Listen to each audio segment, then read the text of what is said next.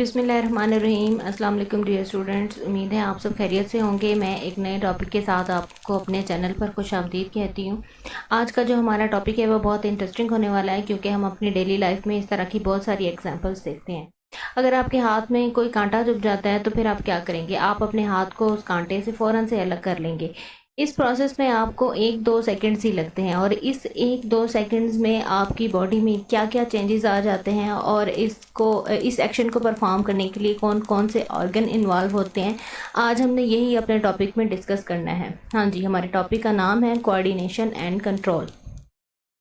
Coordination से मुराद होता है किसी मल्टी सेलुलर ऑर्गेनिजम्स की बॉडी के अंदर जब कई टिश्यूज़ और ऑर्गन्स किसी स्पेसिफिक टास्क को परफॉर्म करने के लिए इकट्ठा काम करते हैं, तो ये फिनोमेना जो है कोऑर्डिनेशन कहलाता है। मतलब कोई भी टास्क जब परफॉर्म हो रही होती है बॉडी के अंदर, तो उसके अंदर सिर्फ एक ही ऑर्गन इन्वॉल्व नहीं होता, बल्कि एक से ज़्यादा ऑर्गन्स इन्वॉल्व होते हैं, और वो मुकम्मल हम आहंगी के साथ एक दूसरे के साथ ताउन करते हुए परफॉर्म करते हैं। कोऑर्डिनेशन की 2 टाइप्स होती हैं। नर्वस कोऑर्डिनेशन जो कि नर्वस सिस्टम के ज़रिए से की जाती है, केमिकल कोऑर्डिनेशन जो कि केमिकल्स के ज़रिए से की जाती है। अब जो एनिमल्स हैं उनके अंदर नर्वस कोऑर्डिनेशन और केमिकल कोऑर्डिनेशन दोनों पाई जाती हैं। मतलब कुछ वर्क जो है वो नर्वस कोऑर्डिनेशन के थ्रू होते हैं, जबकि कुछ केमिकल कोऑर्डिनेशन के थ्रू होते हैं। जबकि प्लांट्स और यूनिसेलुलर ऑर्गेनिजम्स के अंदर कोऑर्डिनेशन जो है वो सिर्फ केमिकल कोऑर्डिनेशन के ज़रिए से होती है। कोऑर्डिनेटेड एक्शंस के 5 कंपोनेंट होते हैं। पहला कंपोनेंट इसका स्टिमुलाई है, दूसरा रिसेप्टर है, तीसरा कोऑर्डिनेटर है, चौथा इफेक्टर है, 5वां रिस्पॉन्स है। अब हम इनके बारे में डिटेल से पढ़ेंगे। उससे पहले मैं आपको ये बताना चाहूँगी कि आपने इनकी जो तरतीब है उसको ख़राब नहीं करना, इनको बिल्कुल इसी तरतीब से याद करना है, क्योंकि सबसे पहला जो फैक्टर है वो स्टिमुलाई ही होता है, उसके बाद रिसेप्टर परफॉर्म करता है, उसके बाद कोऑर्डिनेटर की बारी आती है, और उसके बाद इफेक्टर, और आखिर में रिस्पॉन्स किया जाता है।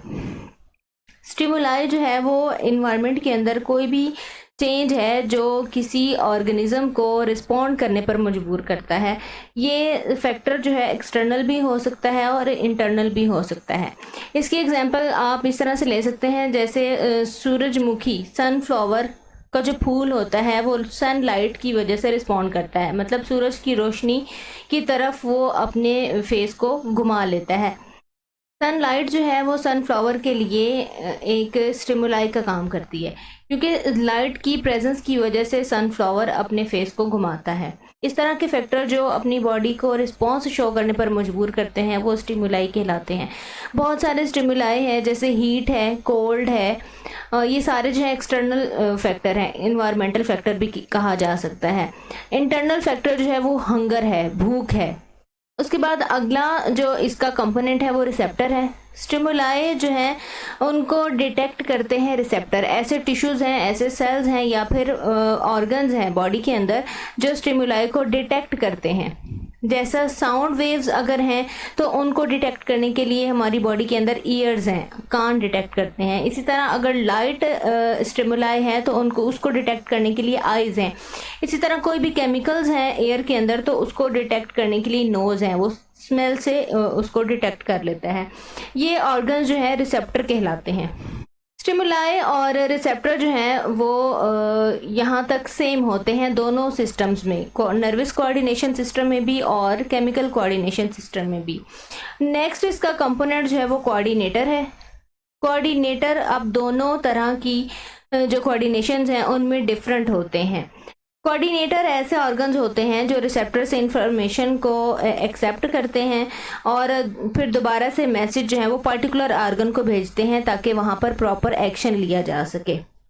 नर्वस कोऑर्डिनेशन के अंदर जो कोऑर्डिनेटर हैं वो ब्रेन एंड स्पाइनल कॉर्ड हैं, जबकि केमिकल कोऑर्डिनेशन के अंदर कई एंडोक्राइन ग्लैंड्स हैं, और ब्रेन और स्पाइनल कॉर्ड जो है वो मैसेज न्यूरॉन्स के ज़रिए से भेजते हैं, जबकि एंडोक्राइन ग्लैंड जो है वो मैसेज ब्लड के अंदर हार्मोन सिक्रीट करने से भेजते हैं। नेक्स्ट जो हमारा कंपोनेंट है और लास्ट कंपोनेंट है वो रिस्पॉन्स है। जब मैसेज भेजा जाता है कोऑर्डिनेटर की तरफ से इफेक्टर की तरफ, तो फिर एक एक्शन परफॉर्म किया जाता है, यही एक्शन जो है वो रिस्पॉन्स कहलाता है। मिसाल के तौर पर जब हाथ किसी गर्म चीज़ से छू जाता है तो हम उसको फ़ौरन से हटा लेते हैं, उस गर्म चीज़ से अलग कर देते हैं। इसी तरह सनफ्लावर के फ्लावर की जो मूवमेंट है लाइट की तरफ, ये रिस्पॉन्स है।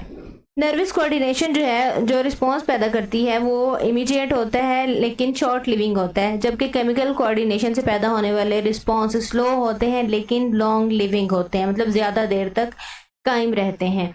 अब मैं आपको वो मिसाल क्लियर करती हूँ जो शुरू में मैंने बताई थी।